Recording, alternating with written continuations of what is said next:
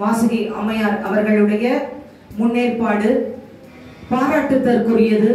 ஒருங்கிணைப்பாளர் ஐயா குப்புசாமி ஐயா அவர்களுக்கும் மற்றும் பேராசிரியர்கள் அனைவர்களுக்கும், அத்துணை ஆன்றோர் சான்றோர் மாணவ மாணவியர் அனைவருக்கும் என்னுடைய தாழ்மையான கருத்தை பதிவு செய்கிறேன். இந்த நாளிலும் நான் எடுத்துக்கொண்டதான தலைப்பு நாட்டுப்புறவியல் இலக்கியங்கள் மீட்டுருவாக்கம். கல் தோன்றி மண் தோன்றா காலத்தே வாளோடும் முன் தோன்றா மூத்த கொடி திங்களோடும் சொல்பருதி தன்னோடும் விண்ணோடும் உருக்களோடும் அங்கு கடல் இவற்றோடும் உருக்களோடும் பிறந்த தமிழோடு பிறந்த என் தமிழ்நாடு. தமிழ்நாடு என்றதும் நினைவுக்கு வருவது தமிழ் தாய். திருவள்ளுவர், கம்பன், ஔவை, காலமேகம், சேரச்சோழ பாண்டியன், சிலப்பதிகாரம் என்று கலாச்சாரம் பண்பாடு வந்தவரை வாழ்விக்கும் தமிழகம். மண்மன வீசும் கிராமிய மனங்களின் வெளிப்பாடு வாய்மொழி பாடல்கள். பாரதியார் பாடலிலே நாட்டுப்புற கவிதை, அதனுடைய தாக்கங்களை நாம் காண முடியும். நாட்டுப்புறம் என்பது நகர்ந்து நகர்ந்து அது நகர்ப்புறமாய் மாறிவிட்ட போலும். நாத்தடிச்ச நெல்லு காத்தடிச்சு பறக்கையிலே சிட்டு குருவி போல பறந்த சிறு பிள்ளைய கட்டி வச்சு பாலாக்கி விட்டதடி நம்ம சனோ. வெட்டவெளி காட்டுல பொட்டவையில் பாராம நட்டு வச்ச நாத்தெல்லாம் மழை தண்ணி இல்லாம கருகுதடி. சேர்த்து வச்ச கனவெல்லாம் சேருமிடம் தெரியாம காத்தோட பறக்குதடி. எருக்கஞ்செடி தாடி போல துள்ளி வரும் மாத்து வெள்ளமா கஞ்சி கொண்டு நீ தேட என்ன நம்பி வந்த உன்ன என்ன சொல்லி நான் தேத்த. உன்ன சொல்லி குத்தமில்ல என்ன சொல்லி குத்தமில்ல. விவசாயா பிறந்த நம் தலையெழுத்த என்ன சொல்ல. இது நாட்டுப்புற கவிதை, நாட்டுப்புறவியல் மனக்கவலும். நன்றி.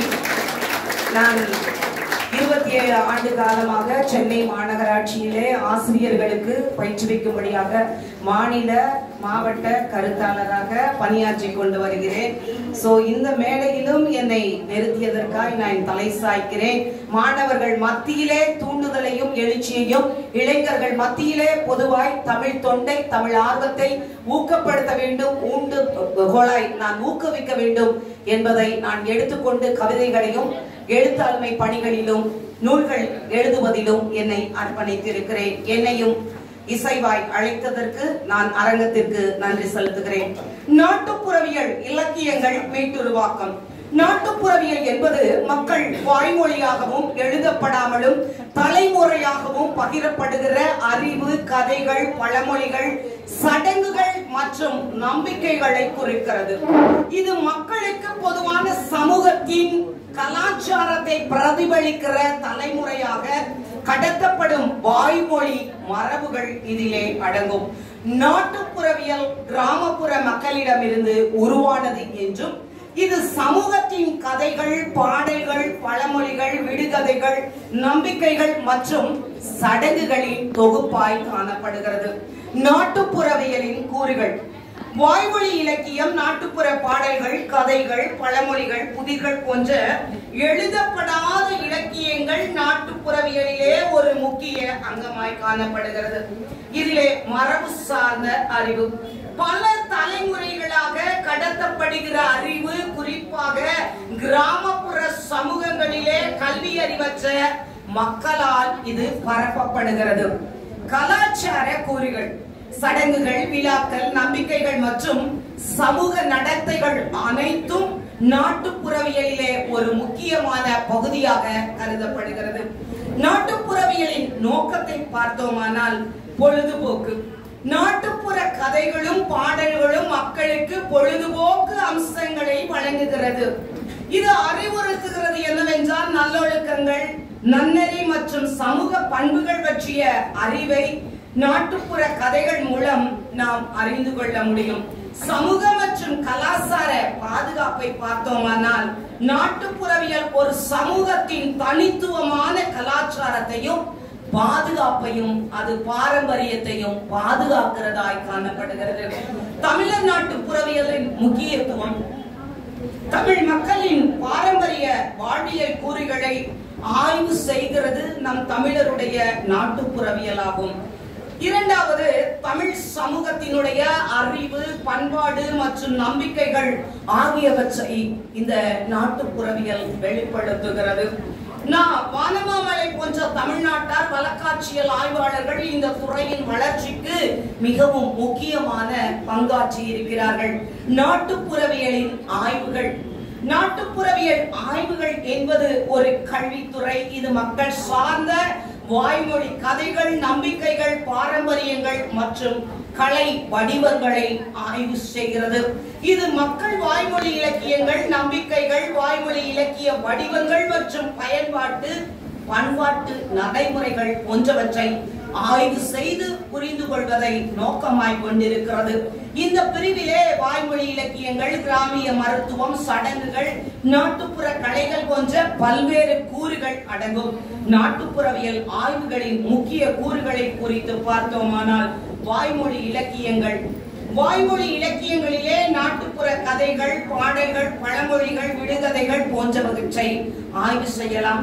சடங்குகள் மற்றும் நம்பிக்கைகள். குறிப்பிட்ட சமுதாயத்தின் சடங்கு, நம்பிக்கை, மரபுகள் ஆகியவற்றை நாம் ஆய்வு செய்ய இயலும். நாட்டுப்புற கலைகள். நாட்டுப்புற நடனம், இசை மற்றும் பிற கலை வடிவங்களை ஆய்வு செய்து அவற்றின் முக்கியத்துவத்தை புரிந்து கொள்ளுகிறதாய் காணப்படுகிறது.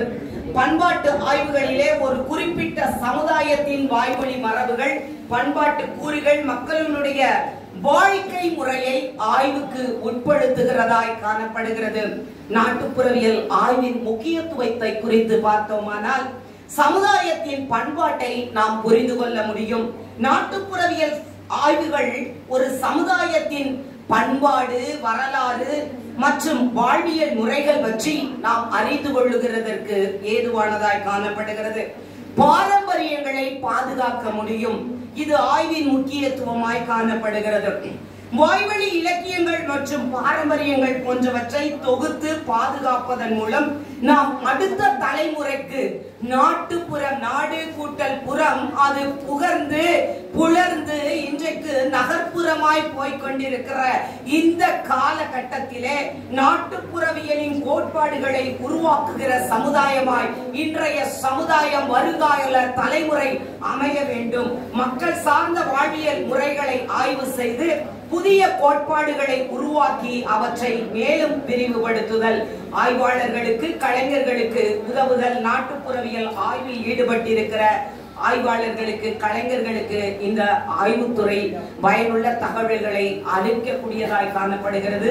இதனுடைய ஆய்வின் பயன்கள் தமிழர் பண்பாட்டின் சிறப்பை உணரக்கூடியதாக, வாழ்வியலை அவர்களின் வாய்மொழி பண்பாட்டை புரிந்து கொள்ளும் விதத்திலே நாட்டுப்புற வாய்மொழி கதைகளை தொகுத்து ஆய்வு செய்து பண்பாட்டின் முக்கியத்துவத்தை புரிந்து கொள்ளுகிறதாய் காணப்படுகிறது.